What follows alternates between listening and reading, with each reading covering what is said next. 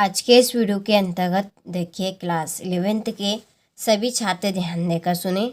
आज मैं आप सभी को वार्षिक परीक्षा के लिए यहाँ पर विषय भूगोल का सेट सी बताने जा रही हूँ। उसके पहले मैं आप सभी को इसके 2 सेट पेपर बता चुकी हूँ। ये रहे आपके सेट ए और ये आपका सेट बी। यदि आपने अभी तक यदि नहीं देखा हो तो चैनल पर जाकर आप देख लीजिए।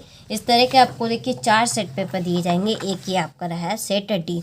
हर एक सब्जेक्ट के आपको इस तरह के 4 सेट पेपर मिलने वाले हैं। तो आप सभी अच्छे से तैयारी करना चाहते हैं, हमने इनके चारों सेट पेपर की पीडीएफ तैयार कर ली है। पीडीएफ के लिए आप सभी चैनल आर्ट पे जाएंगे तो आपको एक नंबर मिलेंगे, आप उन नंबर से कांटेक्ट कर लीजिएगा। अपना नाम, पता और क्लास, इसके बाद आपको अपने मोबाइल नंबर, ठीक है, ये तीनों चारों चीज़ें आपको देनी है और आपको पीडीएफ मिल जाएगी। चलिए तो वीडियो को हम स्टार्ट करते हैं। तो देखिए पहला प्रश्न है कि निम्नलिखित में से कौन सा विषय कालिक संश्लेषण करता है। तो इसका आंसर रहेगा आपका इतिहास। दूसरा है कि परखान का निर्माण किस कारक के द्वारा होता है। तो किसके द्वारा होता है? पवन के द्वारा। तीसरा है कि पृथ्वी तथा चंद्रमा की न्यूनतम दूरी कब होती है। तो कब होती है? अपसौर में होती है। और चौथा है कि जैव विविधता समृद्ध क्षेत्र है। तो इसका आंसर रहेगा उष्ण कटिबंधीय क्षेत्र। पांचवा है बिहार का शोक किस नदी को कहते हैं। तो इसका आंसर रहेगा आपका कोसी नदी को। छठा है निम्नलिखित में से कौन सी नदी पंचनद में शामिल नहीं है। इसका आंसर रहेगा सिंधु। देखिए फिर है रिक्त स्थानों की पूर्ति कीजिए। तो पहला है कि भू आकृति, ठीक है, भू आकृति विज्ञान तथा जलवायु विज्ञान का अध्ययन डेटाबेस भूगोल के अंतर्गत किया जाता है। तो इसका आंसर रहेगा आपका भौतिक।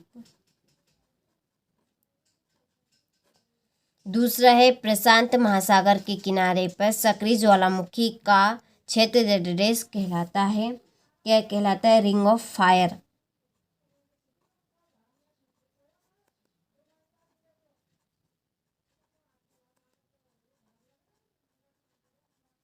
फायर, ठीक है। और तीसरा है आकाश का रंग नीला डेटाबेस प्रक्रिया के कारण दिखाई देता है। तो इसका आंसर रहेगा प्रकीर्णन के द्वारा।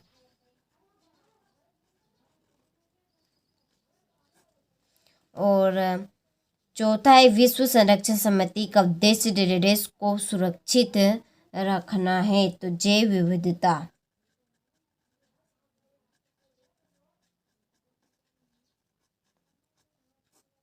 जैव विविधता। और पांचवा सरदार सरोवर परियोजना डेटाबेस नदी पर बनाई गई है। तो इसका आंसर रहेगा नर्मदा। और छठा है वायुमंडल की क्षणिक दशाओं को डेटाबेस कहते हैं। इसका आंसर रहेगा मौसम, ठीक है। चलिए तो स्क्रीनशॉट आप ले लीजिए अच्छे से और अच्छे से इन प्रश्नों को आप कंप्लीट कीजिएगा, क्योंकि आपको वही प्रश्न यहाँ पर बताए जा रहे हैं जो आपसे बोर्ड एग्जाम में पूछे जाएंगे, ठीक है। तो देखिए ये हमारा अगला प्रश्न है। यहाँ पर सही जोड़ी बनाई। पहली है संवहन धारा सिद्धांत, इसकी जोड़ी आपकी रहेगी आर्थर होम्स।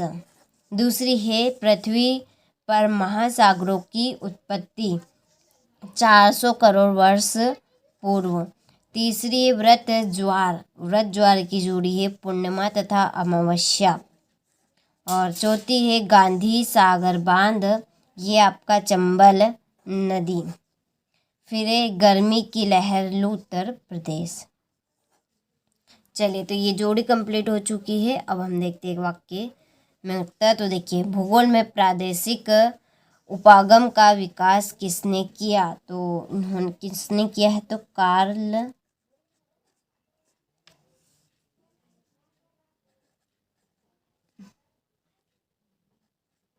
रीटर ने, ठीक है।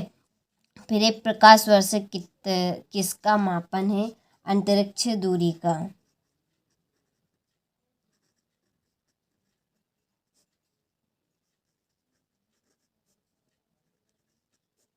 और तीसरा है गर्मियों में चलने वाली स्थानीय पवन लू किस क्रिया का परिणाम है? अभिवाहक का।